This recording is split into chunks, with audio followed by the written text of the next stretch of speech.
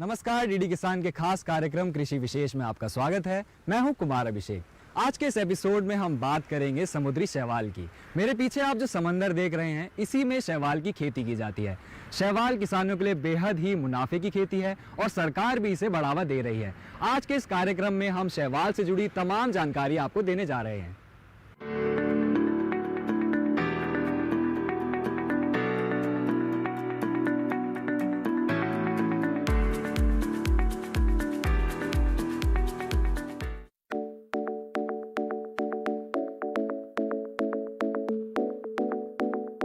रामेश्वरम से कृषि विशेष की विशेष रिपोर्ट।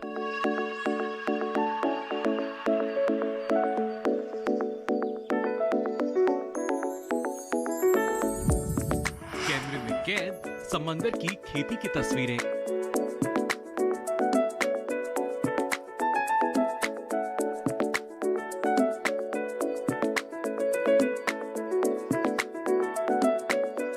समंदर के अंदर महिला किसान।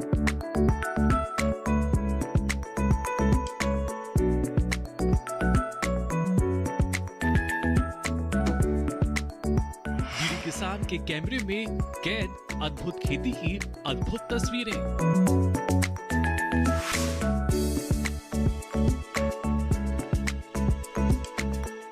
महिला किसानों की मेहनत देखिए।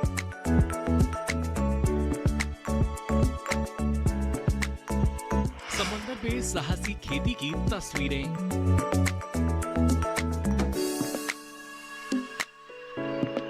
देश के प्रधानमंत्री के सपनों की खेती।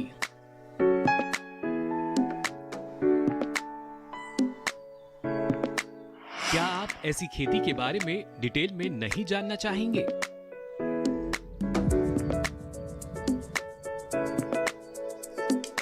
क्या समंदर में खेती से किसानों को बम्पर मुनाफा हो सकता है?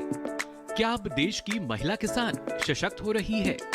क्या अब महिला किसान पुरुष किसानों के समान ही अपनी कमाई से घर के खर्च में समान रूप से सहभागी बन गई हैं? क्या खेती की हर बारीकियों से वाकिफ हो गई हैं महिला किसान? इन सभी सवालों के जवाब हम अपने इस खास एपिसोड में आज दे रहे हैं।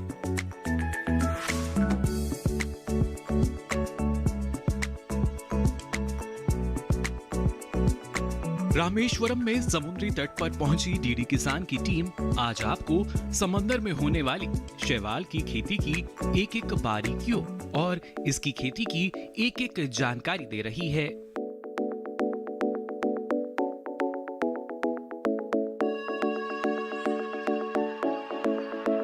आज हम आपको अपनी इस खास रिपोर्ट में बताएंगे कैसे समुद्री शैवाल की खेती ने किसानों के रहन सहन को पूरी तरह से बदल दिया है। हम आपको दिखाएंगे कैसे सुदूर गांव में रहने वाली महिला किसान हाथों में नई तकनीक के मोबाइल का इस्तेमाल कर रही हैं। ये सब संभव हुआ है इस समुद्री शैवाल की वजह से।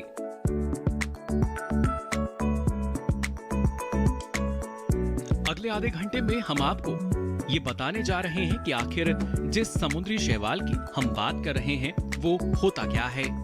समंदर में जिस शैवाल की खेती हो रही है, दरअसल वो कैसे की जाती है, किसान इससे कितना कमा लेता है।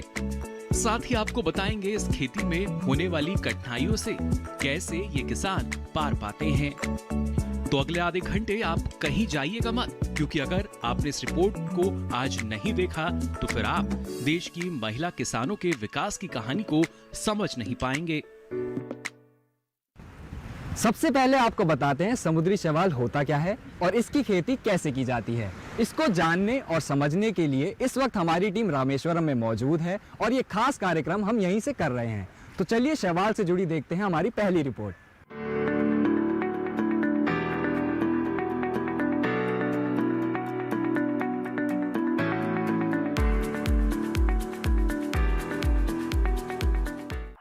रामेश्वरम में मौजूद डीडी किसान की टीम से जानिए समंदर में खेती की बारीकियां। क्या होता है समुद्री शैवाल, जानिए विशेषज्ञ से। I am Dr. Ganeshan. I am working as a senior principal scientist of CSIR CSM CRI. Lab में शैवाल पर हो रहे रिसर्च की तस्वीरें देखिए। समुद्री शैवाल की तस्वीरें तो आपने देख ली।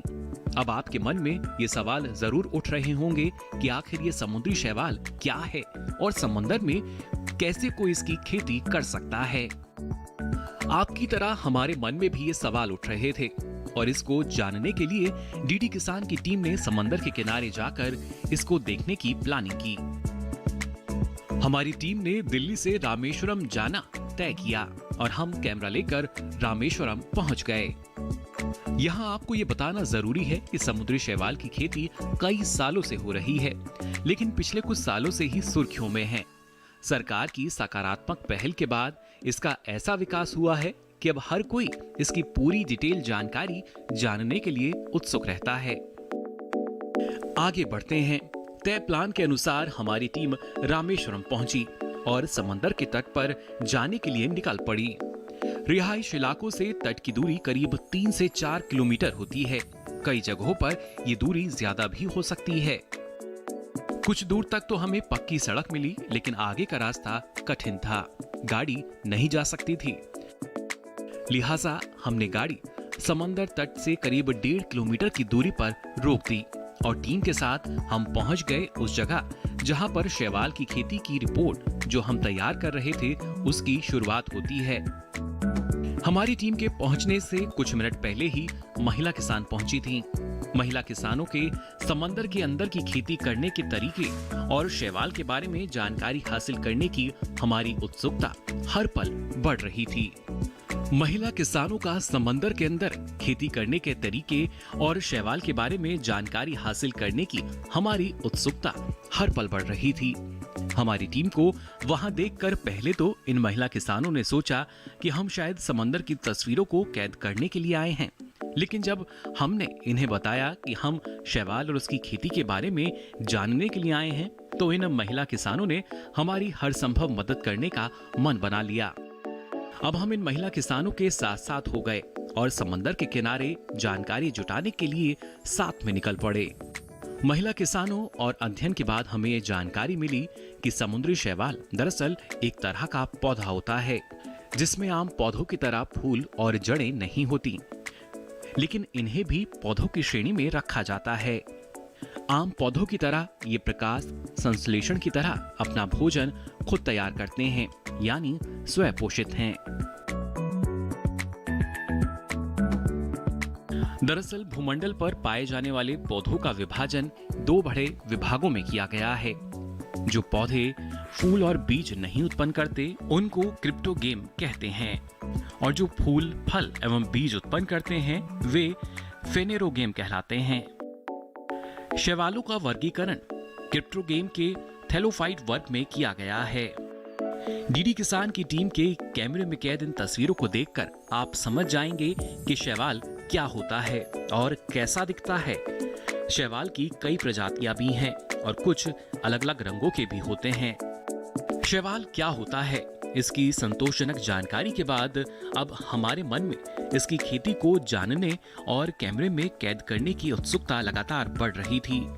हमने वहां मौजूद महिला किसानों से CSIR के एक अधिकारी जो संयोग से वहां मौजूद थे उनसे खेती के तरीके और बारीकियों को बताने के लिए आग्रह किया।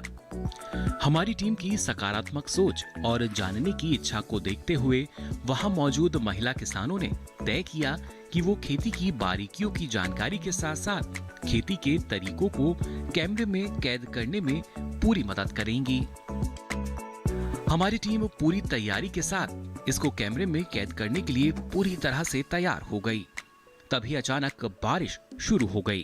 टीम में मौजूद कैमरामैन अजय यादव के चेहरे पर थोड़ी शिकन दिखने लगी।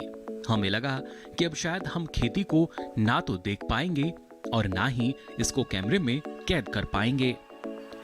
पानी में कैमरा खराब होने का डर अजय के साथ साथ हमें भी सता रहा था, लेकिन कहते हैं ना, जब जज्बा मजबूत होता है तब मुश्किल में भी मंजिल तक पहुंचने का रास्ता मिल ही जाता है। वहां मौजूद महिला किसानों के साथ आए एक पुरुष किसान ने हमें छतरी देकर मानो वरदान दे दिया। कैमरामैन अजय यादव के चेहरे पर मुस्कान की लहर दौड़ गई। अपने साथी अजय के चेहरे की मुस्कान को देखकर हमें भी अब विश्वास हो गया कि अब शैवाल की खेती के तरीके का पूरा प्रोसेस हम अपने कैमरे में जरूर कैद करेंगे। समुद्री शैवाल की खेती की शुरुआत बांस के इन खंभों से होती है। 4 बांस की मदद से कुछ इस तरह की संरचना तैयार की जाती है। रस्सियों से बांस के चारों छोर को मजबूती से बांधा जाता है, फिर इस पर जाल बिछाई जाती है। इसको बांधने का एक खास तरीका है, आप इसे इस वक्त टीवी स्क्रीन पर देख रहे हैं। बांस, रस्सी और जाल से तैयार हुई संरचना को राफ्ट कहा जाता है। अब इस राफ्ट को समंदर के किनारे लेकर जाया जाता है और समंदर में मौजूद शैवाल को कुछ इस तरह से बाहर निकाला जाता है और फिर इसे राफ्ट पर कुछ इस तरह से बिछाया जाता है।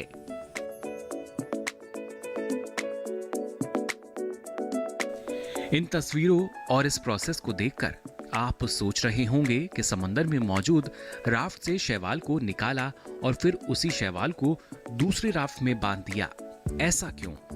ऐसा करने के पीछे खेती का कौन सा तरीका है? आपकी तरह हमारी टीम के मन में भी यही सवाल आया। हमें भी खेती का ये प्रोसेस परेशान कर रहा था। हम भी ये जानने के लिए बेचैन थे कि आखिर ऐसे कैसे शैवाल की खेती होती है, क्योंकि ज्यादातर लोग यही जानते हैं कि फसल या पौधे को उगाना तो बीज तो होना ही चाहिए, लेकिन यहाँ तो कहीं बीज ही नहीं दिख रहा था। इधर हमारे मन में सवाल उठ रहे थे, उधर महिला किसान अपने काम में लगी हुई थीं। हमारी टीम के लिए खेती के इस अनोखे तरीके को समझना बेहद जरूरी था, लिहाजा हमने वहां मौजूद किसानों से इस बारे में बात की। बातचीत के दौरान उन्होंने हमें बताया कि जो शैवाल आप देख रहे हैं, दरअसल वो बड़े बड़े आकार के हैं और इसका मतलब ये हुआ कि ये शैवाल पूरी तरह से तैयार हैं। लेकिन इसी राफ्ट पर जो छोटे छोटे शैवाल हैं, उन्हें फिर से राफ्ट में बांधकर पानी में डाल दिया जाता है। एक निर्धारित समय के बाद राफ्ट में मौजूद ये छोटे छोटे शैवाल बड़े हो जाते हैं और कुछ इसी तरह से छोटे रह जाते हैं। फिर इन बचे हुए छोटे छोटे शैवालों को नए राफ्ट में बांधकर पानी में छोड़ दिया जाता है और राफ्ट में जो बच जाते हैं उन्हें सूखने के लिए धूप में छोड़कर रख दिया जाता है। सूखने के बाद इन शैवाल को किसान कंपनियों को बेच दिया जाता है, जिसके एवज में किसानों को पैसे मिलते हैं। वहां मौजूद महिला किसानों ने हमें बताया कि हर महीने वो समुद्री शैवाल से 15 से 20 हजार रुपए कमा लेती हैं।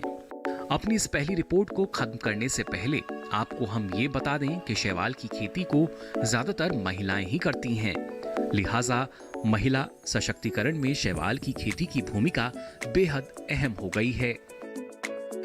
आप अभी कहीं जाइएगा मत, क्योंकि अभी शैवाल से जुड़ी कई ऐसी अहम जानकारियां हैं जिसे हम एक के बाद एक अपनी रिपोर्ट में आपको दिखाने वाले हैं।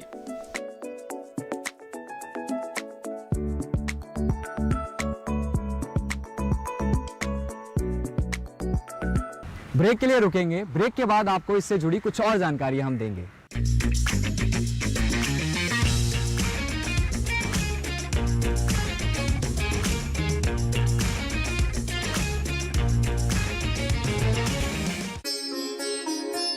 हर सांस बनेगी संगीत, लय ताल धड़कन बने, भावों की अभिव्यक्ति का अनूठा अब संगम रचे। संस्कृति के रंगों का ये संगम निराला है, ये नृत्यशाला है।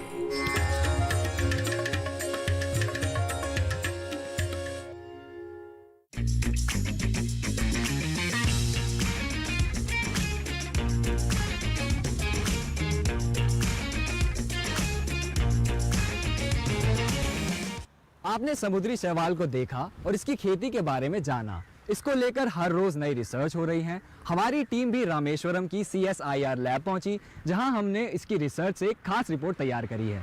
तो आइए देखते हैं कि ये रिपोर्ट आखिर है क्या।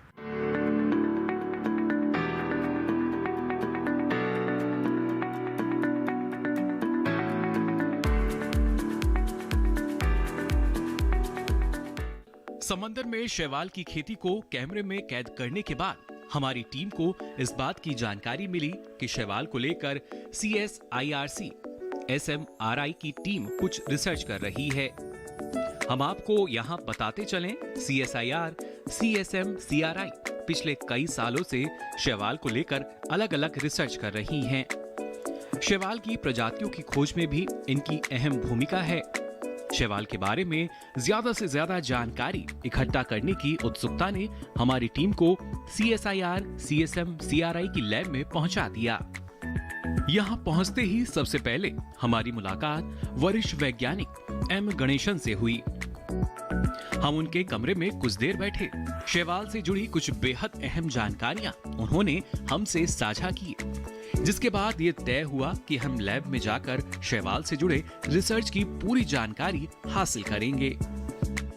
लैब में हमारी सबसे पहले मुलाकात हुई प्रिया से, जिनके पास शैवाल से जुड़े रिसर्च की सारी जानकारियां थीं।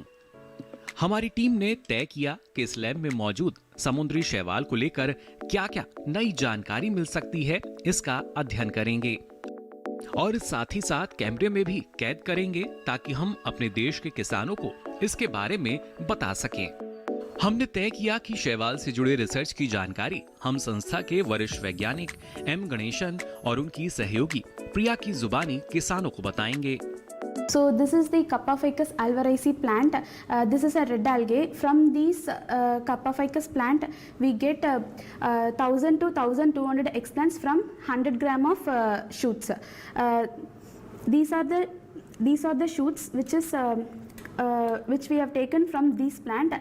From these shoots, we just cut into small pieces like this, up to 7 to 8 mm in length, and so and it will be shoot will be initiated from the explant within 14 to 25 days in lab condition. So this is the culture we are doing here.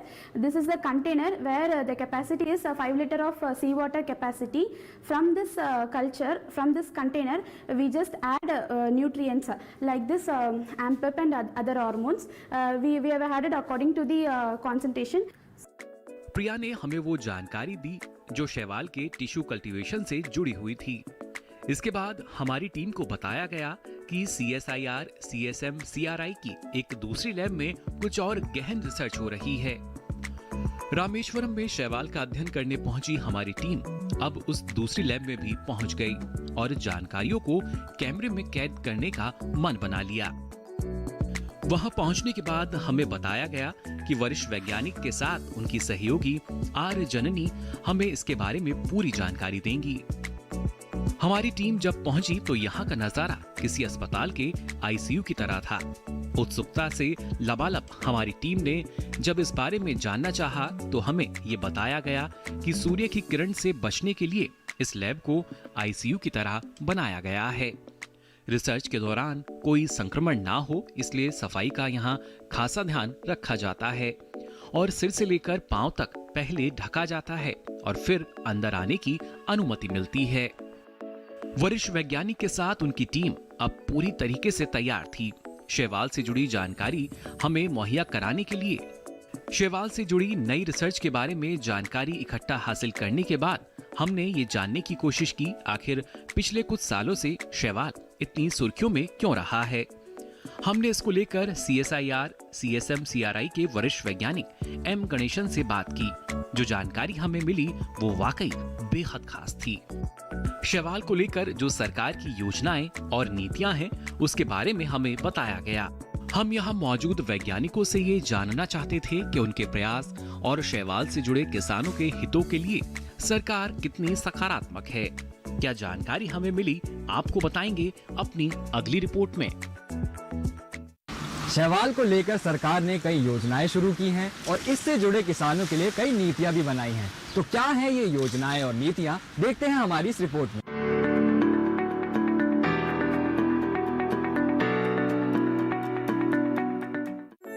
समंदर की गतिविधियों, समंदर में पाए जाने वाले वनस्पति की प्रजातियों से लेकर समुद्री जीवों पर नजर रखने वाली और उसका अध्ययन करने वाली संस्था यानी CSMCRI के वरिष्ठ वैज्ञानिक का कहना है कि देश के प्रधानमंत्री श्री नरेंद्र मोदी जब गुजरात के मुख्यमंत्री थे तो उन्होंने पहली बार समुद्री शैवाल को लेकर एक बेहद ठोस नीति बनाई थी। उन्होंने समुद्र के तटीय इलाकों में खुद जाकर इसकी पूरी जानकारी हासिल की और इसको लेकर एक नई नीति बनाई। इतना ही नहीं, इसके लिए गुजरात के भावनगर में CSMCRI को आर्थिक मदद कर शैवाल की खेती को और बढ़ावा देने में मदद की। CSMCRI has started first seaweed cultivation in India. Quite long, I think for more than 4 to 5 decades we are doing cultivation. But seaweed cultivation gaining lot of importance only after Pradhamar Sri Narendra Modi ji became a Prime Minister of India. So he had his own experience in Gujarat when he was Chief Minister of Gujarat. And in our head office, CSMCRI is in Bhavnagar. He visited over there, and he had himself visited some coastal villages where seaweed, local coastal population are doing that seaweed cultivation. And she saw that seaweed cultivation really that improves their livelihood status of that downtrodden people. Narendra Modi जब प्रधानमंत्री बने तो उन्होंने इसकी खेती और इससे होने वाले फायदे को लेकर कई बार चर्चा की। समुद्री शैवाल की खेती में महिला किसानों की बढ़ती भागीदारी की कई बार सराहना की। इतना ही नहीं, समुद्री शैवाल की खेती में क्या-क्या नए विकास हो रहे हैं और इसको और कैसे बढ़ावा दिया जाए, इसको लेकर वो वैज्ञानिकों की टीम से जानकारी जुटाते रहते हैं। सरकार का मानना है कि समुद्री शैवाल की खेती से तटीय इलाकों में रहने वाली महिलाओं का सशक्तिकरण हुआ है। समुद्री शैवाल से ग्लोबल वार्मिंग को भी कम किया जा सकता है। समुद्री शैवाल सीवीड के उत्पादन को बढ़ाने के लिए इसके उत्पादन को प्रोत्साहित किया जा रहा है। देश में सीवीड के उत्पादन को बढ़ावा देने के लिए गुजरात के भावनगर में केंद्रीय नमक व समुद्री रसायन अनुसंधान संस्थान यानी CSMCRI पिछले कई सालों से काम कर रहा है। हमारे देश में लगभग 8000 से ज्यादा समुद्र तटीय क्षेत्र है। माना जाता है कि यहाँ पर समुद्री शैवाल के उत्पादन की अपार संभावनाएं हैं। प्रधानमंत्री मत्स्य संपदा योजना के तहत इसके लिए 5 साल की परियोजना की शुरुआत की गई, जिस पर 640 करोड़ रुपए खर्च किए जाने हैं। प्रधानमंत्री मत्स्य संपदा योजना के तहत केंद्र सरकार तटीय राज्यों के मछुआरों को शैवाल के उत्पादन के लिए प्रोत्साहित कर रही है। मकसद ये है कि महिलाओं को इस क्षेत्र में आगे आने का मौका दिया जाए, जिससे मछुआरों के परिवारों की आय में इजाफा हो। सरकार शैवाल के उत्पादन के लिए राफ्ट और इससे जुड़ी चीजों को बनाने के लिए सब्सिडी भी दे रही है। Farmers should do seaweed cultivation. This is very much important potential seaweed which gives very best livelihood to the people. And then very recently under Pradhan Mantri Matsya Sampada Yojana, he graciously allotted 640 crores of rupees for seaweed research, especially for cultivation. केंद्र सरकार की कोशिशों का असर भी दिख रहा है। पिछले कुछ सालों से शैवाल की खेती ने मछुआरों की जीवन शैली को काफी बदल दिया है। मछुआरों की जीवन शैली में बदलाव को देखने जब डीडी किसान की टीम रामेश्वरम के समुद्री तट पर पहुंची तो शैवाल की खेती करने वाली महिला किसान मौजूद थीं। हमने उनसे बात की और ये जानने की कोशिश की कि पहले की तुलना में अब जीवन शैली में क्या बदलाव आया है। महिला किसानों ने हमारी टीम को बताया कि उनके घर में हर आधुनिक सुविधा मौजूद है। अब पैसे की कमी की वजह से उनके बच्चों को पढ़ाई बीच में नहीं छोड़नी पड़ती। साथ ही साथ वो घर के खर्च में सहयोग करती हैं। कोस्टल लोग का अभी लाइवलीहुड डेवलपमेंट हो रहा है। अभी रामेश्वर कोस्ट, मंडपम कोस्ट, फिर पुदुकोटे डिस्ट्रिक्ट और टूटिकोरिन डिस्ट्रिक्ट में हम लोग रिसर्च से वो लोग सीवीड का कमर्शियल कल्टीवेशन कर रहा है। उससे उन लोग का अच्छी तरह लाइवलीहुड भी डेवलपमेंट हो रहा है। सीवीड से बहुत से महत्वपूर्ण उत्पाद मिलते हैं। जानकारों का कहना है कि सीवीड से जो बायो स्टिमुलेंट मिलता है उसके इस्तेमाल से फसलों में 16 से 40% तक का इजाफा हो जाता है। आप जो तस्वीरें देख रहे हैं वो तमिलनाडु के मदुरई के मानाडी मंगलम गांव की हैं, जहां के किसान सीवीड से तैयार बायो स्टिमुलेंट का इस्तेमाल कर रहे हैं। किसानों का कहना है कि इसके इस्तेमाल से फसलों में बहुत अच्छी वृद्धि हो रही है। किसानों ने डीडी किसान की टीम को उन खेतों में ले जाकर ये दिखाया कि कैसे बायोस्टिमुलेंट के इस्तेमाल से फसलें लहलहा रही हैं। डीडी किसान की टीम ने इस गांव में जाकर उन खेतों को भी देखा जहां परंपरागत खाद का इस्तेमाल हुआ है। दोनों ही खेतों को देखने के बाद आपको अंदाजा हो गया होगा कि बायोस्टिमुलेंट का इस्तेमाल किसानों के लिए कितना फायदेमंद साबित हो सकता है। सीवीड के उत्पादन पर भी वैज्ञानिक लगातार काम कर रहे हैं। समुद्री शैवाल में किसानों के लिए अपार संभावनाएं हैं। केंद्र सरकार भी सीवीड को बढ़ावा देने के लिए प्रतिबद्ध है। शैवाल से जुड़ी तमाम जानकारी अब तक हमने आपको दी। अपनी अगली रिपोर्ट में हम आपको बताने जा रहे हैं कि जो आइसक्रीम आप खाते हैं उसमें भी शैवाल का इस्तेमाल किया जा रहा है और कहां-कहां होता है इसका इस्तेमाल, देखिए हमारी इस अगली रिपोर्ट में।